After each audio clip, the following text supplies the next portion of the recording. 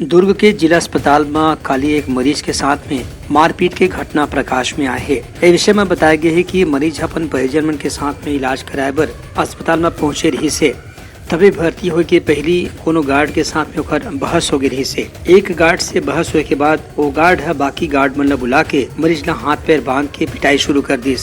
एक घटना से आसपास के पूरा परिसर में भीड़ लगी रही से। ए विषय में अस्पताल के civil surgeon doctor Arun Sahu बताइन कि गार्ड मन के खिलाफ जोन भी कार्रवाई करे जाही ओकर से पहली जम्मो व्यवस्थित व्यक्ति मन से पूछताछ करे जाथे कि घटना का रही से और में कौन दोषी रही से।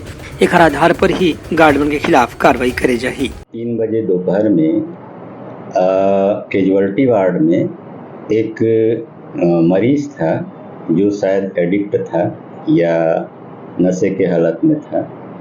वो काफ़ी हंगामा कर रहा था तो एक इंटर्नी डॉक्टर उसको देखने गए तो उसके साथ कुछ